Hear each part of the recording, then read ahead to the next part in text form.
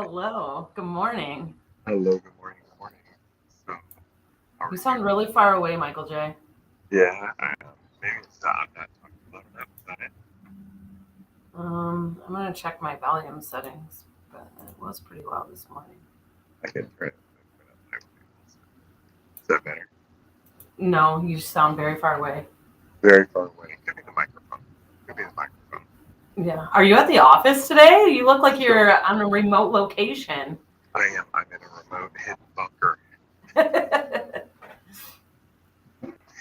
So, yep, that's where I'm at today. Super secret place. Super secret place. Yeah. What our listeners didn't know is that Michael J is actually a spy for the U.S. Uh, government.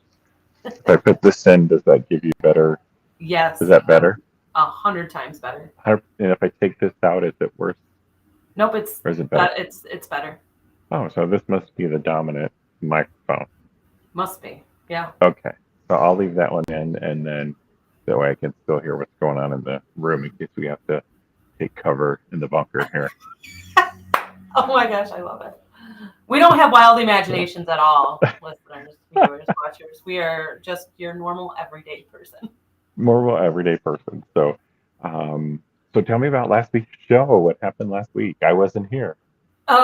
Yeah, so last week's show, I'm glad that we are a duet and not a solo production because that's hard work. And I was Yeah. like trying to navigate, like I had my laptop set up, I had my two monitors set up on my other thing, and I was like trying to do the production side, like play the videos, but then my video, like, when you're using a touchpad on a laptop, it doesn't always necessarily click. It just says, you know, like cast or print or whatever. And I'm like, no, I just want to play. So it wasn't like I wasn't getting the left click button properly on my laptop. So we're glad you're back, Michael J. We missed you, but it looks All like you right. had tons of fun for Thanksgiving, and I'm sure how was Pie Day? So Pi Day was was amazing. We had 100 close to 150 pies I think we gave away. So do you think we gave away more apple or more pumpkin pie? Um, well, I would say probably pumpkin, but I hate pumpkin. But we're gonna say it was probably pumpkin. Nope. We live in West Michigan, so it was apple. So you think it Interesting. would be for a typical, Thanksgiving holiday that we would have more people take the pumpkin, but nope, it was definitely the apple. So Pumpkin pie is by like baby food. yeah, you think so? Yeah, it's baby food in a pastry shell. It's gross, but Oh, it's delicious. so what about pecan pie? That's my favorite pie. Oh, okay. Do you like a chocolate bourbon pecan pie? Ooh, that's really good. That's really So speaking my wh- language. when I worked at the Hemingway's Blue Water Cafe at the Bass Pro Shops Outdoor World in Springfield, Missouri, that was the pie they made. So it was the chocolate bourbon pecan pie. Oh, that sounds delicious. So they had that there. Um, Do you know so the super today, secret recipe for that what's the pie? super secret recipe for that pie? I don't know. You worked there. I was just wondering if you knew the super secret recipe. Oh, over that particular pie. Okay, yeah. So we had no, nothing in particular. So Mm. lots of bourbon, I think. Lots of Mm-hmm. good. So today we're talking about getting ready for Christmas. My favorite time of the year. Yeah, so it's the 29th. We passed 29th of November. We passed Thanksgiving, and people have over the weekend frenzy shop till they dropped. Yesterday was so we had Black Friday. So then we had Small Business Saturday, and yesterday was uh, Cyber Cyber Monday. Monday. Yep, I'm getting there. And then something that I've recently become aware of, they call today Giving Tuesday. Mm-hmm. So tell me what you know about Giving Tuesday. Giving Tuesday is, I wonder if NPR started it because that was where I heard of it years and years ago. But it's like the last final financial push of nonprofits to get money, and a lot of corporate donors do corporate matching if you donate on Giving Tuesday. to help those nonprofits reach their annual fundraising goals. But that's really all I know. I know nothing more than that. Yeah, so I recently heard about it as being a thing, and I think that you summed it up exactly. That a lot of nonprofits are using it to make an awareness day, so people can make their end of year financial contributions before Uncle Sam takes money. So, but yeah, so Giving Tuesday. So today would be a good day. I'm sure you've already gotten a few emails. I've had several already this morning reminding me that today was Giving Tuesday, and so you could take that opportunity to go ahead and give to a charity of your choice today. Does that make me a bad person, Michael J, if I tell you I just have really good spam filters? So You if I haven't seen have it? gotten them, I'm not seeing them. Yeah, so I must have got them from specific organizations that I actually Already allowed to send me contribute email. So it wasn't like random organizations. So it was actually organizations to. where I've Gotcha. been doing that. So if you're watching the podcast, whether you're watching it live or you're watching it um, with us now, go ahead and put in the comments where you're watching from. And if you have a question, you can go ahead and ask us, and we'll shout you out. So you played a video last week, and I would like to play that video again. And where we were talking about, for some people, the holidays may not be the most happiest time, and that's where we were talking about uh, Grief Share, and that Grief Share is available in most areas. You can just Google Grief Share. They'll usually punch in your zip code. You usually find a list of groups that are starting in your area, or you can just jump into a group that's already going on. So it's an opportunity for you out there who maybe are uh, experience loss during the holidays. We'll just let the video kind of explain it. For some of you coming up the holidays, they may be a little bit painful, especially for those of us that have experienced recent loss of a loved one, wondering how you might survive the weekend surrounded by Thanksgiving, either Christmas, and you are dreading these particular holidays coming up and knowing that everything has changed and happy memories from years past might be a little bit different. So we did want to point out that you can look for a local Grief Share group, and Grief Share has lots of opportunities for you to meet other people who are experiencing similar situations. And we want to give you 4 ways to kind of plan for this. And so number one is to plan and prioritize. Some tips around that might be decide ahead of time what you're going to do, where you're going to go for the holidays. Maybe that the time to start a new tradition. Maybe there's things that you've done in the past and you want to do something a little bit different and ask for help. But you definitely want to plan and prioritize, and then pace yourself. No one expects you to be 100% where you're going to do where you're going to be, and then make sure you're taking care of yourself, that you're drinking plenty of water, you're eating regular meals, and you're maybe getting a little exercise like heading out and walking. And then also think about people versus privacy. Are you wanting to be around a lot of people or not be around a lot of people? So kind of make some of those things, decide some of those things ahead of time, and then have an exit plan if you are going to go somewhere, and that you'll be able to leave when you want to. And then kind of take in perspective, there may be other people there that are grieving as well, and then sort of have a script, if you will, that you'll be able to share with people about kind of what's going on. So surviving the holidays and Grief Share, definitely know that we're praying for you.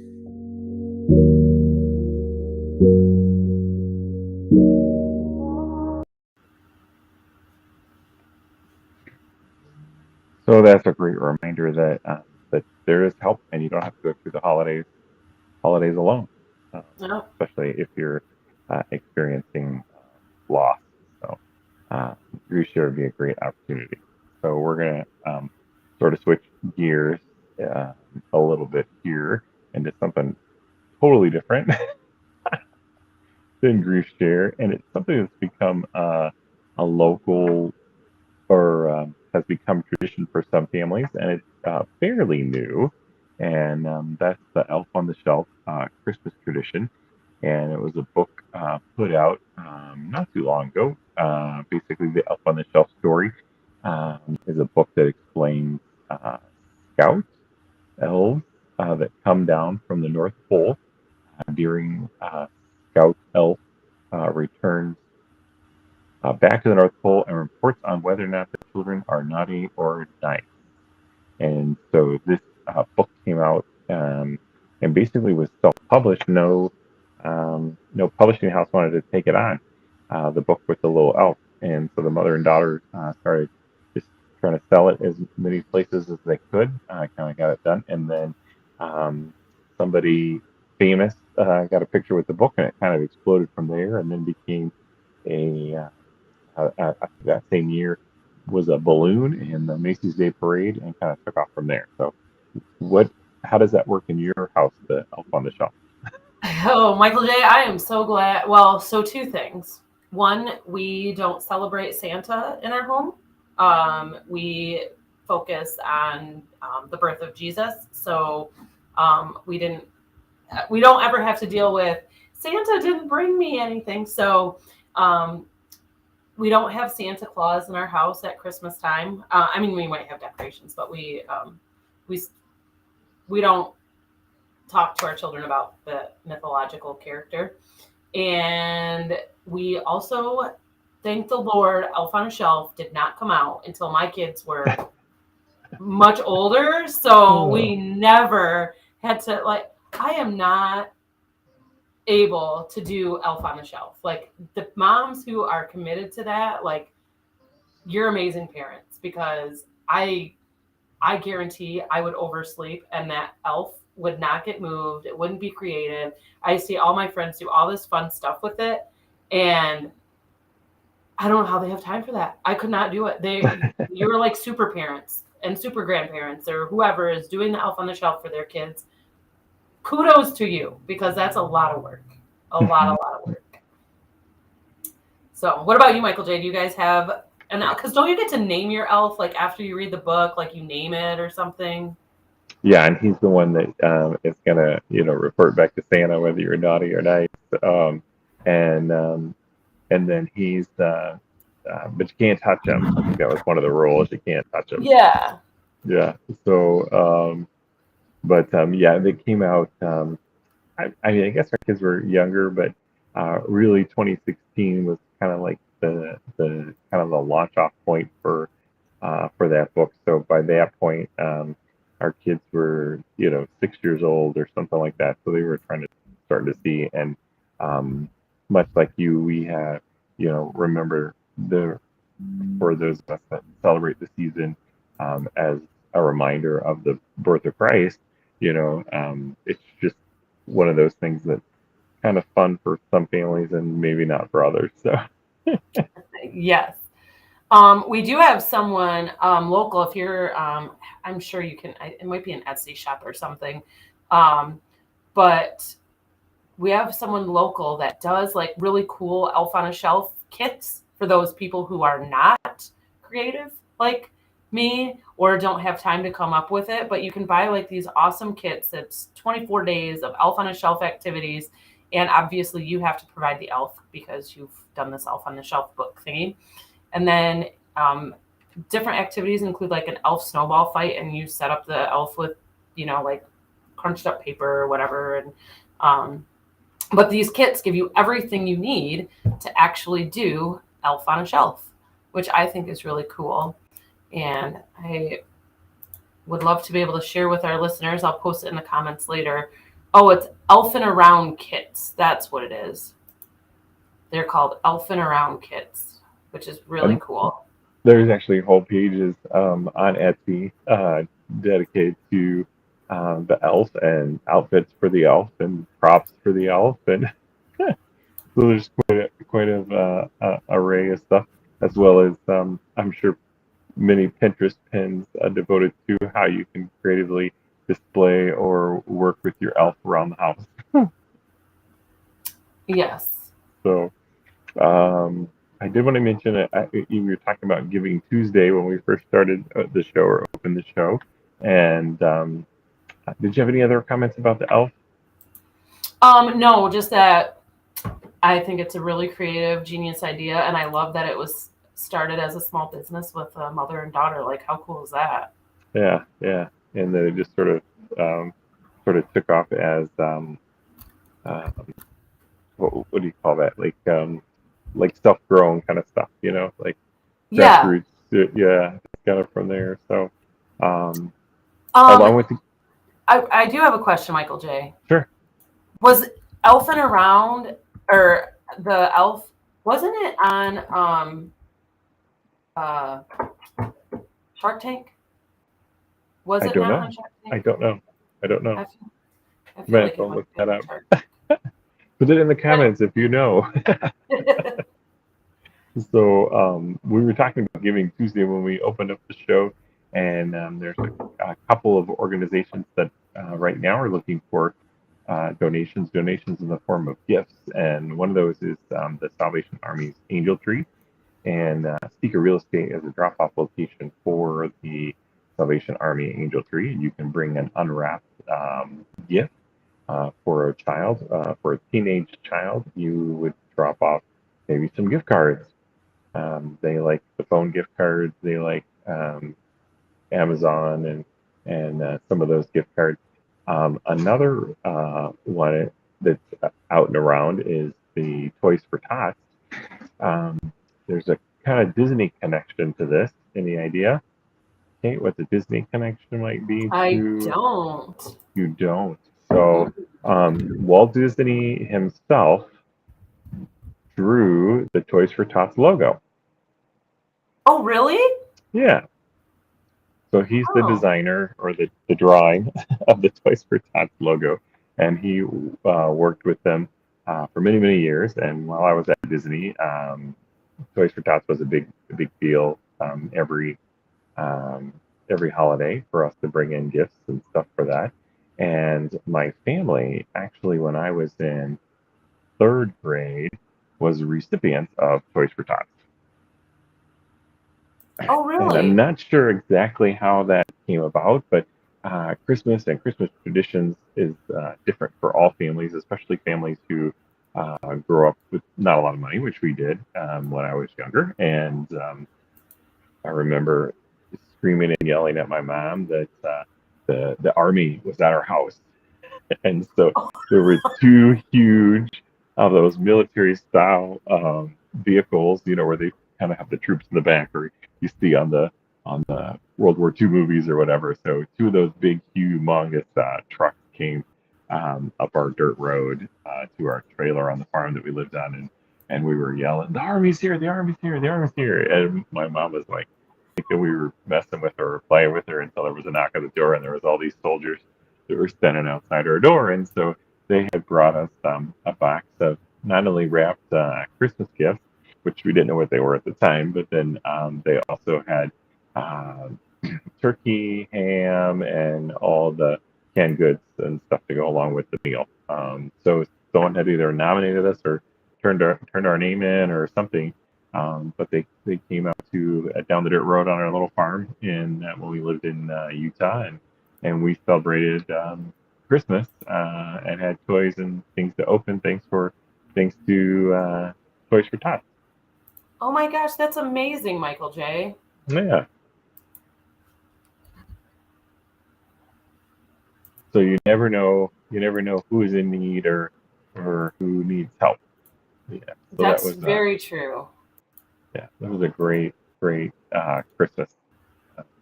And my mom actually, she, even though we didn't have a lot of money, she always made sure we had good gifts for Christmas. She was an extreme couponer before couponer was extreme, and she would often, save box tops or labels or something, and she'd mail off for things that we'd get for Christmas. And so one of the gifts that I had for the longest time was an HO model train, courtesy of Campbell Soup. And so it was the engine, the track, and the trains, and that sort of transformed into a whole little over the years mini train layout with many hours spent at the library researching how to DIY before people knew what DIY was. Aw. your own little model accessories for the track, right? Just to go out and buy any stuff. So how to make little trees, or take toilet paper rolls and make little silos to go next to the train, so you could load the grain and that sort of stuff. So So another that's cute. great organization, Michael J, that's local, is this one right here, Santa Claus Girls. Have you ever heard of Santa Claus Girls, Michael J? Tell us about it, Kate. So Santa Claus Girls is a local organization that what they do, they've been around for since 1908. So that's how long ago Santa Claus Girls started. And it started as a group of women that wanted to provide Christmas, much like Toys for Tots, for boys and girls who would not be receiving any gifts. And they used to put together these packages at the Knoll building, but they lost their agreement with the people who owned that building. I'm not sure what happened a few years ago. I think that was 2020 when that happened. But so they put together all these gifts. They collect all these gifts, and then they deliver the gifts to people's homes, which is really awesome. To local families, you can be a delivery driver, which I think is really cool. Like, you actually get the opportunity to deliver the gifts to the families that are in need, that wouldn't otherwise have Christmas. And it all stays local. All of these gifts are delivered locally. They have these big assembly lines. So like what we would do, you can volunteer as a delivery driver, or you can volunteer as a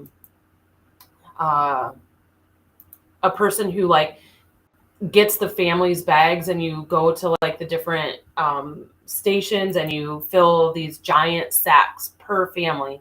And so it ensures that everyone is getting a gift. This is a picture of all these gifts are wrapped, and this is actually the Knoll building where it used to be at. And so you would put together these bags, and then, I kid you not, Michael J, drivers start showing up at 5 a.m. on the delivery day, and they get their cars loaded, go deliver 4 different families, and they come back through and get more. And so this year they are asking for delivery drivers, and you can be a delivery driver. I'll post the link in the comments. My family, we had the opportunity to volunteer in the distribution center when they were at the Knoll building. Unfortunately, with the way our kids are busy right now, the day that they do it, it's Saturday, December 10th. We're just not able to participate. But it's a great organization. It's over 100 years old, and they serve all the kids in our local community that have a need. Here's information on, if you go to that link, that's how you can volunteer by clicking on that link. But if you go to that website, you'll learn a lot more about Santa Claus Girls and all that they do for our local community. That's awesome. Yeah. Yeah. Did I do that? website's I didn't mean to take that down. Oh, that's okay. I didn't mean to take down the link. The link. There we go. There you go. Teamwork. Something's wrong with the thing there. So, okay. So yeah, that might be fun to check out, to see what opportunities they have, or to deliver. Deliver might be interesting. Yeah, it seemed like a really fun opportunity, and I'm hoping that this year it's on our family Christmas weekend, which is weird because we wouldn't have been able to do it if it was our family Christmas a few years ago. So I'm hoping that the date is not going to remain on that particular weekend in December. Otherwise, we'll never get to volunteer again. So, but anyways, that's Santa Claus Girls. Okay. Yeah. Awesome. So as we wrap up this episode of Christmas, getting ready, Kate, what's one of the things that your family does um, around this time of year that's maybe not not totally unique, but it's unique to you as a family? So my son's birthday is in December, and we always had a struggle growing up, like as he was growing up, to figure out when to celebrate Christmas, or to decorate, I should say. For the longest time, we would not decorate until after his birthday, and his birthday is December 17th. Okay. So, and I love Christmas, and growing up, we didn't decorate until Christmas Eve. We would have like different decorations throughout the house, but our tree would not go up until Christmas Eve. Oh, So wow. we did try doing that. Matt was not a big fan. So now that Isaac is older, we give him the choice. We say, hey, do you want to wait till after your birthday to decorate, or do you want to decorate now? And Yeah. thankfully, he loves Christmas so much that we get to decorate. So we're already decorated for Christmas. We are ready for baby Jesus. And our Isaac's room, he's like Clark Griswold from Christmas Vacation. His room has so many Christmas lights in it right now that without his bedroom light on, you can see the glow coming from underneath his bedroom door. Yeah. What about you, Michael J? Do you guys have any traditions to get ready for Christmas? So our families, growing up, would decorate later in probably the week of Christmas, I believe, and so a lot of that had to do with our ability to get a tree, right? Because I'm so old that artificial was reserved for those that had a lot of money, and so I think we even had to pay for it. We'd go up to the mountains and get our tree, but we always had to buy a tree tag, and they had these like special metal tags that you would buy, and you would take it up when you go to get your tree, and you would cut your tree down, and then you would tag it at your house. And not that there was ever like the tree police that came around to check your tag, I think, but I guess it was just part of a thing. And then we'd always decorate, but we always had eggnog whenever we would decorate. So it was the only Did you time say of year eggnog? Was we ever that? had eggnog. Eggnog, yeah. That It was sounds like really required. gross. I don't know, but that was the way it was. Do you still drink eggnog? I do. Yeah. So Well, that now I know yeah, why it's still on the shelves. Michael J is the consumer of the eggnog in Rockford. exactly. So and then we always kept our tree up until the 5th of January or 6th of January for Three Kings Day. So For what day? Three Kings. Oh, nice. So we always kept our tree up. So which now it's Kimberly's birthday. Oh. So we got to try to So that's sometimes get the do on her tree birthday is down, get the tree down before her birthday. Sometimes. So we'll see how it is. Kind of like with Isaac, right? You put the tree up, you take it down. What do you do? So yeah. It's hard with holiday birthdays because you don't want to take away from their flair. exactly. Like how can you like not have fireworks on 4th of July when it's somebody's birthday, right? Right, exactly. Yeah, it's your birthday and you don't want the 4th of July fireworks, so we're going to cancel them this year. My sister's birthday is on Halloween, so we call it Happy Abby's birthday instead of. Oh, there you go. So, well, thank you so much for being a part of this 49th episode now in the book of MJ and Kate on. And next week. Does that mean we have 3 more left? 50th. Woo! Because there's only 52 weeks in a year, so that would mean there's only 3 weeks left. Yeah. So unless somehow the way the calendar was, we started, the weeks fell weird. I don't know, but yeah, it's actually the 50th episode. So anyway, and next week hopefully I won't be hiding out in the bunker. So Yeah. Well, you'll have to let us know where this secret bunker is, Michael J. secret bunker. So well, have a great week, everybody. Yeah, you do the same, Kate. All right.